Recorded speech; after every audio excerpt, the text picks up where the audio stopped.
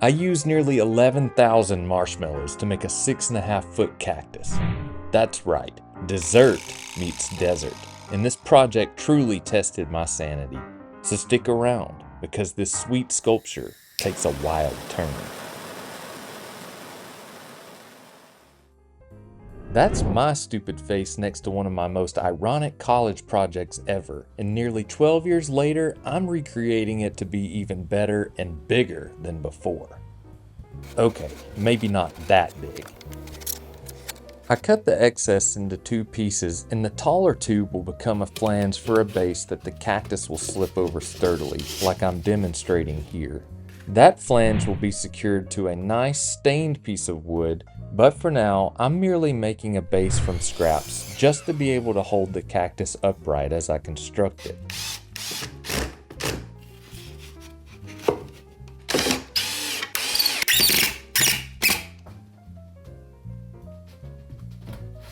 It seems like this should work pretty well. Now, the smaller tube is going to be used as a support flange for joining the 2 main cactus tubes together.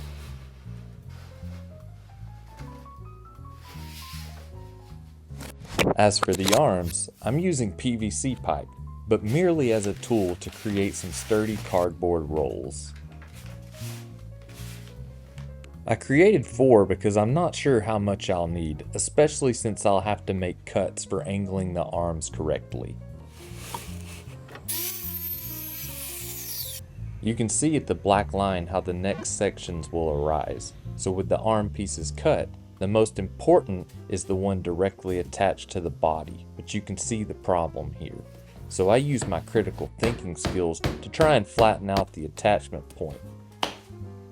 I don't even know why I tried that, so I just beveled the pieces like I knew should have been done in the first place and used hefty globs of hot glue and reinforced with some screws.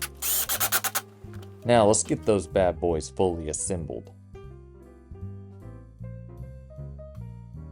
I found some round foam forms to cap off the arms and body, and the smaller pieces were a sphere that I cut in half to save a few bucks. The piece for the body fit in such a satisfyingly perfect way. However, I added a cardboard flange for more surface area for attaching with glue. Last but not least, I'll top off the arms. So we recently got new neighbors, and of course they finally met me out in the yard while I'm working on this thing. I'm sure that was an interesting first impression, but they might as well get used to it. Anyways, we've got a problem to solve in the meantime. So the top might have been a perfect fit, but the arms have some overhang. I decided to go ahead and invest in a hot wire tool for this project, but I didn't like how angular the cuts were, so I finished them off with a file. I'm going to try something else new with this cactus. The original spines/ridges were represented through the use of larger marshmallows, as you can see here. This time, I'm going to also try using pool noodles in addition to larger marshmallows to add a little extra depth. I was debating 4 ridges versus all the way around, but I think if I'd used them all the way around, the larger marshmallows would have caused issues here at the arms. So I decided to use 4.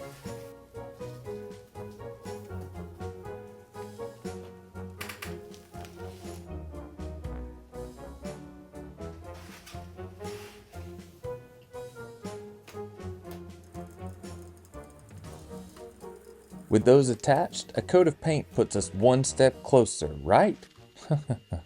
So we have a bit of a problem. The paint does not stick to the pool noodle at all. I even did a test a few weeks ago with spray paint. Same problem. Looks like a redo is in order. This is what I get for trying something new. Although it's not my preferred method, it seems duct tape is the most appropriate fix. Now, while the paint dries, I need to make a trip to the store.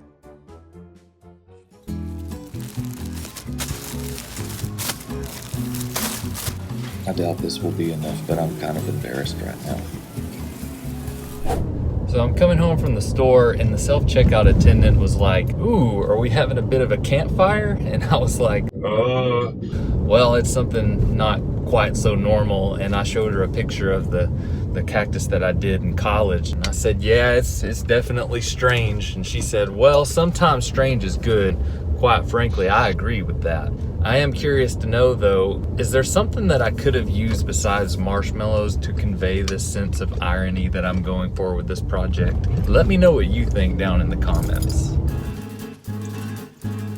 I'm going to first start with the large marshmallows for the spines. I thought I'd try my new hot wire tool to cut them in half to reduce marshmallow use and the amount that they protrude from the cactus, but I didn't realize how sticky they'd be, so I had no choice but to glue them on whole. I remember this step taking forever last time, but strangely, this time it seems to be going by pretty quick.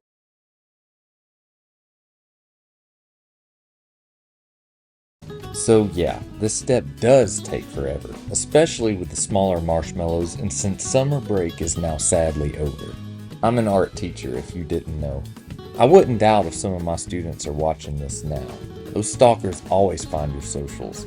But really, I just love to inspire them, even if it's through my cringy videos. That got me thinking, have you ever been greatly inspired by an art teacher, or any teacher really? I owe so much to mine, and I'd love to hear about yours down in the comments. Now, back to the old grind, and seems Dottie has taken an interest in my work.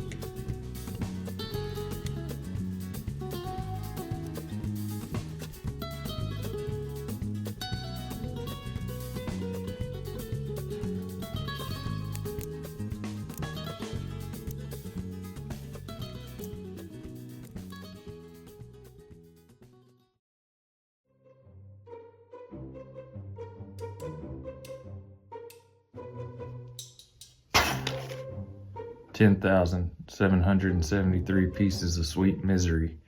At least that's what I've estimated from the serving count. So let's see what that looks like as a 6.5-foot cactus. This sculpture was absolute torture, but the trippy result of the repeated object is totally worth it. Also, I wish you could smell this through the screen. It's just heavenly. But you know, there's this thought that just keeps eating at me. I debated really hard about doing this, but I think it has to be done. I think I'm going for more of just a toasted look. I don't want to get into the crispy sort of monstrosity look here, but got some water hose handy. Let's do this.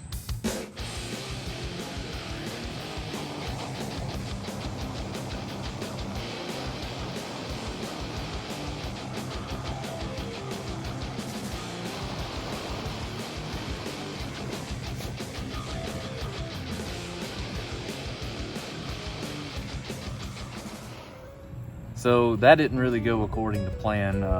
As you can see, we had a lot of these invisible fires that started breaking out. Thanks to my wife for helping me control those. Couldn't have done it without you. I never want to do this again, and that being said, let me know what you think. Did you like it better before or after? Although I have mixed feelings on the result, sometimes you just have to explore the what-ifs. I think art and life in general is all about taking calculated risks, and I have no regrets with this eccentric experiment. I'd like to thank you for joining, and I'd love to have you back next time to make strange things.